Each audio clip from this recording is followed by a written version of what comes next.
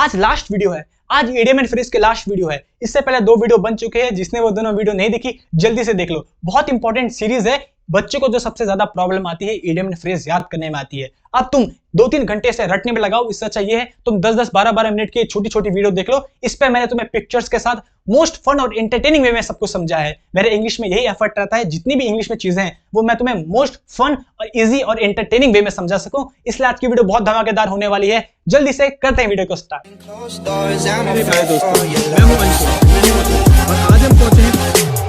अब देखो, पहला इडियम एंड फ्रेज है आफ्टर वंस ओन हार्ट। इसका मतलब क्या है? सिंपल है, जो काम मेरे दिल को पसंद है, मुझे पसंद है, अगर कोई वही काम कर दे तो मैं बोलूंगा you are the person of my own heart. जैसे मुझे चॉकलेट पसंद है और मेरा कोई फ्रेंड या रिलेटिव मिले चॉकलेट लेके आ जाए तो मैं बोलूंगा you are the person of my own heart. इसका मतलब शेयरिंग और हैविंग वंस टेस्ट और व्यूज, हमारे टेस्ट और व्यूज मिलना, इसे बोलेंगे। अब नेक्स्ट है एट लार्ज। एट लार्ज का मतलब क्या है? बड़ा होना। क्या बड़ा होना? क्रिमिनल बड़ा होना, चोर बड़ा होना। इस क्रिमिनल को देखो, अच्छा इस पे कितना प्राइस होगा? इस पे मान लिया इस पे 50,000 रुपए का इनाम है। अब यहाँ पे मैंने डॉलर इसलिए रखा है बिकॉज ये इंडियन तो लग नहीं रहा। अब भाई ये तो मानना पड़ेगा, जो चोर होते हैं बैड बॉय होते हैं, क्रिमिनल्स बैड बॉय, स्वैगी। ये देखो ग्लासेस पहन रखे हैं, बिल्कुल मस्टैक है और ये टोपी टापी पहन रखी है। तो जितने भी क्रिमिनल्स होते हैं बड़े स्वैगी बॉय होते हैं। एट लार्ज मतलब होता है बड़ा चोर होना। अ क्रिमिनल एस्केप्ड और नॉट येट कैप्चर्ड, ऐसा चोर, ऐसा क्रिमिनल जो भाग गया और अभी तक पकड़ा ना गया हो, मोस्ट वांटेड हो। अच्छा बढ़ते हैं नेक्स्ट की तरफ। अब देखो जो नेक्स्ट है वो है beat black and blue, means मार मार के काला पीला कर देना। अब इसका मतलब है बीटिंग मर्सीलेसली। मर्सी मतलब होता है दया और बीटिंग मर्सीलेसली मतलब बहुत बुरी तरह मानना। अब जो ये ट्राइब है, ये हमारे ट्राइब है। इसमें जो औरतें होती हैं इनकी पीठ में कोड़े मारे जाते हैं और जो कोड़े मारते हैं उन्हें माजा कहते हैं। ये ज्यादातर इन लड़कियों के भाई होते हैं। अब ऐसा नहीं इनमें अत्याचार हो रहा है, एक रिचुअल है जिससे कि ये पता चलता है कि लड़कियां इमोशनली ही नहीं अब फिजिकली भी टफ बन चुकी है, अब वो घर संभालने के लिए रेडी हैं। अब ऐसा नहीं है लड़कियों के साथ ही ऐसा होता है, लड़कों को भी टेस्ट देना पड़ता है। बहुत सारे गायों को लाइन में खड़ा किया जाता है और लड़कों को उनके ऊपर से कूद के जाना पड़ता है। तो ये है इक्वालिटी। बढ़ते हैं नेक्स्ट में। कहीं तुमने ऐसा टीचर देखा इंग्लिश का जो इंग्लिश के साथ साथ तुमको जीके भी पढ़ाए? अब देखो वेदर द स्टॉर्म का मतलब होता है डिफिकल्टीज को झेलना, survive bye coming out of difficulties. Difficulties को झेल के बाहर निकलना उससे। अब इस लड़की को देख लो, इस औरत को पूरा पानी भरा है, कोई आसपास नहीं है, यहां तक पानी में डूबी है, फिर भी अपने बच्चे को अपने सर पे उठा के ले जा रही है, इतनी डिफिकल्टी के बावजूद भी। और देखो इस बच्चे की शक्ल इसी से मिल रही है। जो चाइनीज होते हैं और जो अफ्रीकन होते हैं उनके शक्ल का तो पता ही नहीं चलता। तो वेदर द स्टॉर्म मतलब होता है डिफिकल्टीज को झेल के निकलना, बाहर निकलना उससे। जैसे जितने भी महान प्लेयर हैं, Ronaldo, Messi, Virat Kohli, Nelson Mandela, ये जितने भी हैं, सचिन तेंदुलकर, ये सब के सब वेदर द स्टॉर्म डिफिकल्टीज को झेल के आगे बढ़े हैं लाइफ में। अब देखो बढ़ते हैं next, dead letter. Dead letter का मतलब क्या है? मरा हुआ। डेड से पता चल रहा है, इसका मतलब a law that is no longer enforced, ऐसा कानून जो अब लागू नहीं है। अब आर्टिकल 370 से अच्छा एग्जांपल और क्या है? तुम सब ने आर्टिकल 370 के बारे में सुना तो होगा, लेकिन बहुत कम लोग ऐसे हैं जो आर्टिकल 370 के बारे में अच्छे से जानते हैं। अब तुम्हें पता है ये इंडिया का ऊपर का हिस्सा है, ऊपर का मैप है, इसके बाद फिर इंडिया स्टार्ट होता है, ये जम्मू कश्मीर है। तो आर्टिकल 370 कहता था जो जम्मू कश्मीर है उसे स्पेशल स्टेटस मिला है, फिर उसमें वो अपना खुद का कॉन्स्टिट्यूशन बना सकता है, खुद के कानून बना सकता है। उसमें जो सिटीजनशिप के लॉज होंगे वो उसके अपने चलेंगे। जो भी बाहर से आएगा वो जम्मू कश्मीर में जमीन नहीं ले सकता और वहां पे हम इमरजेंसी नहीं लगा सकते। इन केस अगर इंडिया की लड़ाई किसी पाकिस्तान या चाइना से हो गई और हमको इमरजेंसी लगानी पड़ी, मतलब लॉकडाउन लगाना पड़े जैसे कोरोना के टाइम में लगा था, तो जम्मू कश्मीर पे हम लगा नहीं सकते। तो अब देखो ये अपना एक अलग ही देश लेके घूम रहा था। कहने को तो इंडिया के अंडर में था, लेकिन अपना अलग ही सब कुछ बना के घूम रहा था। अब इससे डर ये भी था कल को अगर इससे इंस्पायर्ड होकर गुजरात या यूपी या आंध्र प्रदेश बोल दे कि हमको भी अलग कानून चाहिए, हम भी इंडिया से अलग होना चाहते हैं, तो जो हमारा अखंड भारत का सपना है वो तो धरा का धरा रह जाता। इसीलिए इंडिया ने आर्टिकल 370 को रद्द कर दिया, बोल दिया आर्टिकल 370 अब नहीं रहेगा, इसे डेड लेटर बना दिया। और ये तो बिल्कुल अच्छा किया इंडिया ने, बिकॉज भाई अगर तुम इंडिया के अंडर में रहना है तो इंडिया के लॉज और कानून के अंतर्गत ही चलना पड़ेगा, ऐसा नहीं कि तुम अपनी मनमानी चलाओ। अब नेक्स्ट है put the cat among pigeons, means बिल्ली को कबूतरों के सामने रख देना। अब कबूतर तो बिल्ली का खाना होती है, अगर दोनों को एक साथ रख दोगे तो ट्रबल हो जाएगा क्रिएट। इसका मतलब टू से और do something that cause trouble और मेक समवन एंग्री। अब मनोज मुंतशिर भाई को तो तुम सब लोग जानते हो, ये बड़े विवाद में थे। आदि पुरुष मूवी में इन्होंने ऐसे डायलॉग्स लिखे थे, वैसे तो ये अपने को सो कॉल्ड नॉलेजफुल पर्सन मानते हैं, बट इन्होंने कुछ ऐसे डायलॉग्स लिखे हनुमान जी के बारे में, जैसे कपड़ा तेरे बाप का, तेल तेरे बाप का और जलेगी भी तेरे बाप की, उन्होंने ये भी कहा जो हनुमान जी है वो भगवान नहीं है, उन्हें भगवान तो हमने बनाए। तो भरूच मुंतशिर ने ही put the cat among pigeon, इन्होंने कुछ ऐसी बातें की, ऐसी चीजें की, ऐसी हरकतें की जिसकी वजह से बहुत विवाद खड़ा हो गया और उसके बाद इन्हें भी विवाद का सामना करना पड़ा। अब नेक्स्ट है at one's fingers end. Fingers end मतलब कोई चीज फिंगर टिप में याद होना, फिंगर एंड में होना, इसका मतलब टू हैव कंप्लीट नॉलेज, किसी चीज का पूरा नॉलेज होना। हम बहुत बार बोलते हैं ये चीजें तो तुम्हारी फिंगर टिप में होनी चाहिए। जैसे इसको देखो, ये शाओलिन मॉन्क्स, ये देखो फुल फ्लेक्सिबल, इनका पूरी बॉडी है फ्लेक्सिबल, पूरा इनको हर चीज का नॉलेज है। जब ये 3 साल के होते हैं, 5 साल के होते हैं, तभी से इनकी ट्रेनिंग स्टार्ट हो जाती है और जब ये बड़े होते हैं तो ये हर चीज में एक्सपर्ट बन जाते हैं, चाहे फिर वो सेल्फ डिफेंस हो, कुंफू कराटे हो या मेडिटेशन हो, हर चीज का उनको कंप्लीट नॉलेज होता है। तो एट वंस फिंगर एंड या फिंगर टिप मतलब होता है टू हैव कंप्लीट नॉलेज। अब बढ़ते हैं नेक्स्ट की तरफ। नेक्स्ट है put the cart before the horse. अच्छा, तुमने घोड़ा गाड़ी तो देखी होगी। अब घोड़ा आगे होता है और गाड़ी पीछे होती है, उसे घोड़ा चलाता है, लेकिन यहाँ पे put the cart before the horse, घोड़ा पीछे कर दो और गाड़ी आगे कर दो, क्या चलेगी? इसका मतलब होता है काम को गलत तरीके से करना। अब इसी को देख लो, इस महाशय को, साइकिल उल्टी चला रहे हैं, साइकिल ये है हैंडल, उल्टी चला रहे हैं।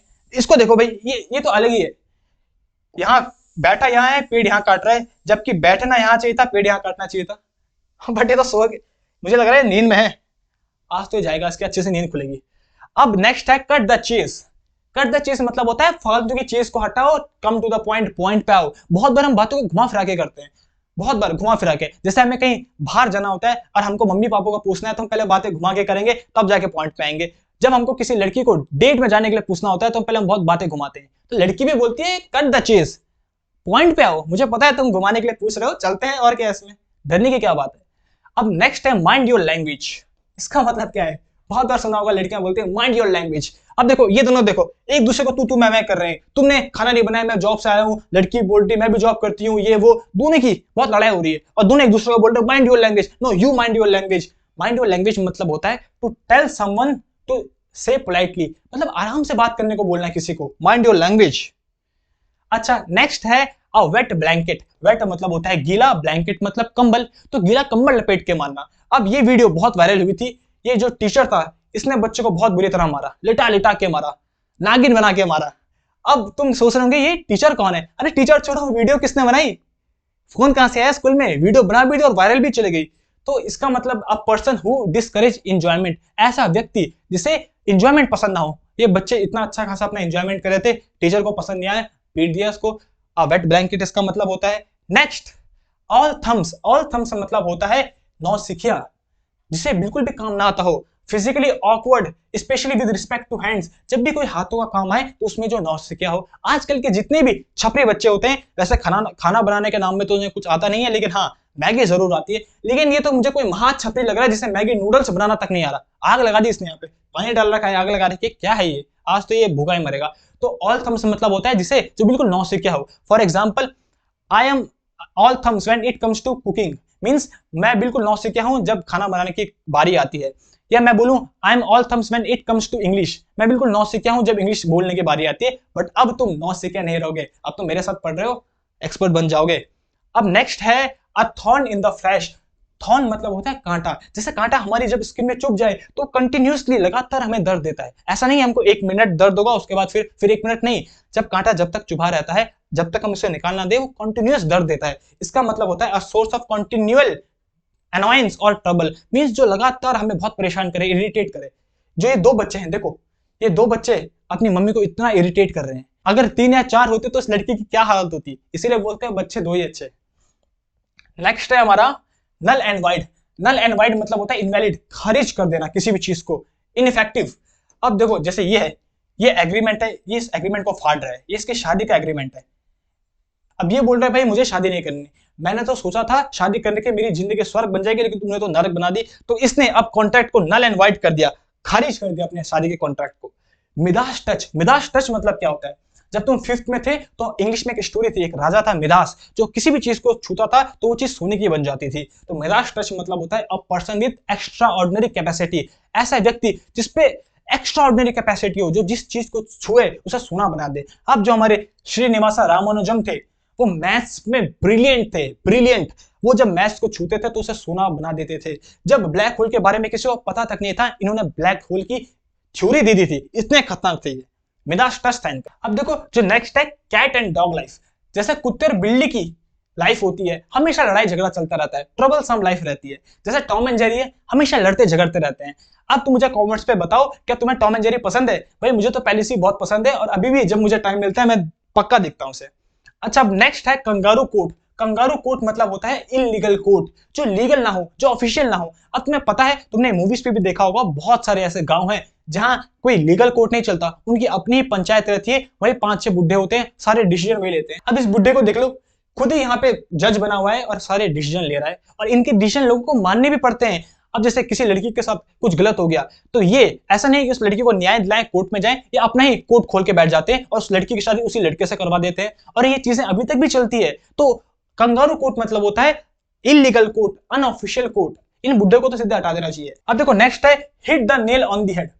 इसका मतलब क्या है? गीता तो तुम सब लोगों ने पढ़ी होगी, तुम सब लोग जानते हो जब महाभारत का युद्ध स्टार्ट होने वाला था, तो अर्जुन ने श्री कृष्ण को कहा मुझे ठीक युद्ध के बीच में ले चलो, जिससे मैं देख सकूं हमारे पक्ष में कौन है और हमारे विपक्ष में कौन है, किन किन को मानना है। जब अर्जुन बीच में पहुंचे सेंटर में और देखा जिनको मानना है वो सारे मेरे गुरु हैं, मेरे सगे संबंधी हैं, तो अर्जुन वैसे तो बहुत खतरनाक थे, बहुत पावरफुल वॉरियर थे, इतने खतरनाक थे कि युद्ध को अकेला बदलने की हिम्मत अर्जुन में थी अकेले। लेकिन अर्जुन बड़े इमोशनल थे, एक उनमें बैकड्रॉप था।